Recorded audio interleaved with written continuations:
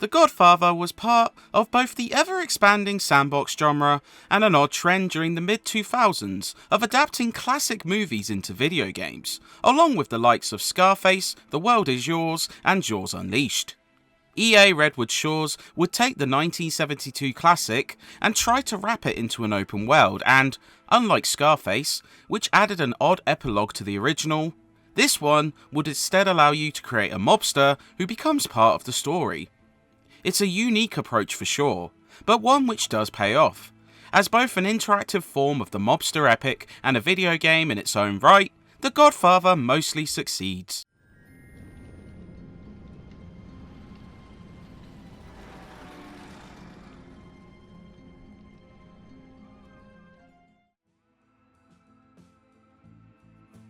Like the film it shares its name with, this game sees you following the Corleone family as they attempt to move up the ranks in a 1950s New York controlled by mobster families.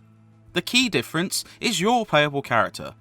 After witnessing the murder of your father at the hands of the Barzini family, Don Corleone promises you revenge when you're old enough. When the time is right, you will take your revenge. Years later, Luca Brasi begins your initiation. What follows is a choice selection of key moments from the film, ranging from the persuasion of Jack Waltz with horse-based chicanery to the baptism, along with a unique plot involving your character's affection for the sister of fellow mobster Monk Malone. We really shouldn't. But we will. Both work very well, feeling like a faithful recreation of the story while adding enough unique changes to warrant a look for experienced viewers, and seeing iconic moments recreated in game form is quite novel.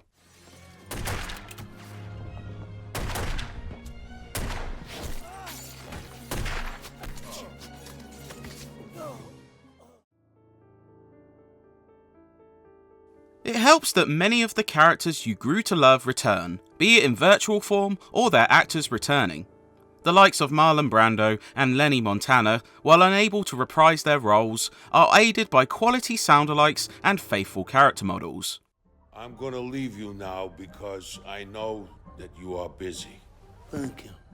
Meanwhile, big names such as James Caan and Robert Duvall would reprise their roles and lend their likenesses from the film. And although much time had passed between the film and game, it sounds perfect. We would like to offer you a role as an unofficial enforcer for the family. The only issue came from Michael Corleone, and the fact that Al Pacino refused his likeness due to appearing in The World Is Yours. As such, he bears no likeness to the original Michael, and his actor lacks the intensity of Pacino's fiery delivery. What's the Turk paying you to set up my father, Captain? Take a hold of him. Stand him up. Even in unlockable movie clips, his moments are cut.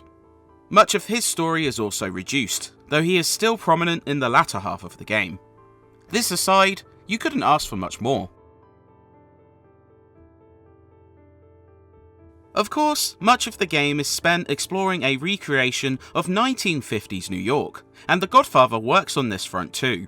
The sandbox is comprised of several districts, with the Corleone home base Little Italy, Brooklyn, and Midtown adjoined with Hell's Kitchen.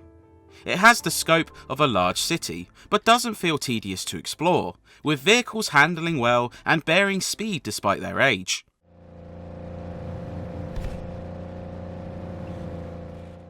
Some may opine about the tunnels required to travel each district, but the lack of loading times whatsoever is quite impressive. There's also a ton of content to explore within this city. Get the picture? Beat it, punk. I'm taking over this joint.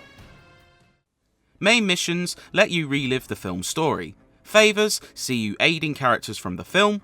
Activities such as fights and drug racket bombings can be undertaken, and taking over the city by improving your reputation.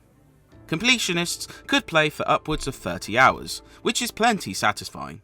It depends. With some guys, you only need to show a little respect. Just walk up to them and talk to them. A little negotiation goes a long way. Perhaps The Godfather's greatest asset is how it almost serves as a mobster simulator. There's something immensely satisfying about raising your character from low-level thug to Don, and the main side activity supports this endeavour. Each district has businesses to take over, owned by another gang, and often requiring persuasion through intimidation to convince the owners. Here's a headline. Newsstand torch to ground. It never grows old, as you can opt to intimidate with vandalism to their premise, direct violence, or even taking out nearby gang members to send a message. Businesses also often house an unsavoury racket, which you can take over too, and this all adds to a daily income which grows as you control the city. Son, it's your lucky day. I accept. You can eventually wipe out a gang by bombing their compound, which is challenging but gratifying to execute. It makes great use of the sandbox to encourage exploring, and the activities prove rather fun to boot. Not everything is flawless, however. Like most sandbox games of the time, shooting doesn't feel wholly comfortable. That's not to say it's bad, as a range of potent weaponry, from Tommy guns to dynamite, are fun to use, and gunning down waves of goons is enjoyable.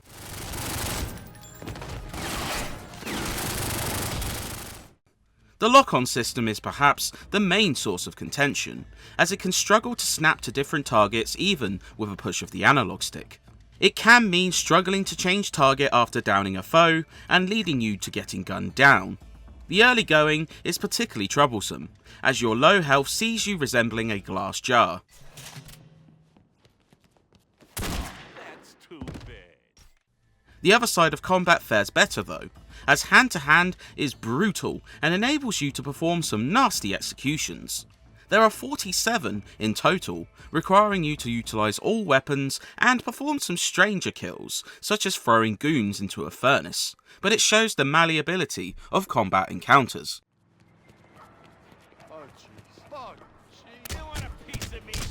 I'll get you back for that. Go ahead.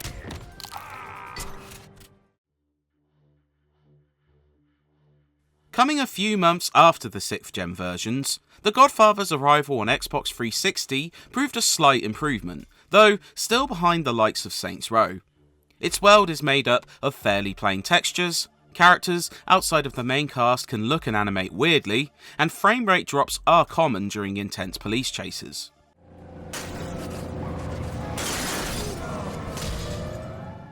However, the new lighting and weather effects look great for the time, explosions are vastly improved over prior versions, and some interiors boast improved visuals.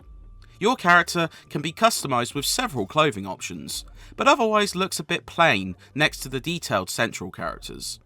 The sound remains ace at least, with high quality voice work adding legitimacy to the story, smart use of iconic music from the score, and potent effects for gunfire, explosions, and melee attacks.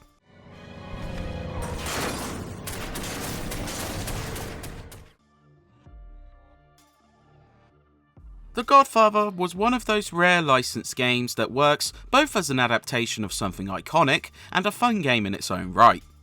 While still suffering woes common to sandbox games of the time, and perhaps not fully taking advantage of the new hardware, it nevertheless offers a gratifying experience for wannabe mobsters. Engaging story missions, satisfying progression systems, and plenty of content to explore ensure it will keep spinning in your disc tray for some time. If you can overcome some technical woes and mechanical quirks, it can prove a good alternative to the heavy hitters of the time. Whether you're looking for a new way to experience the iconic film, or just want to cause some chaos in a 1950s New York, it proves worthwhile in either instance.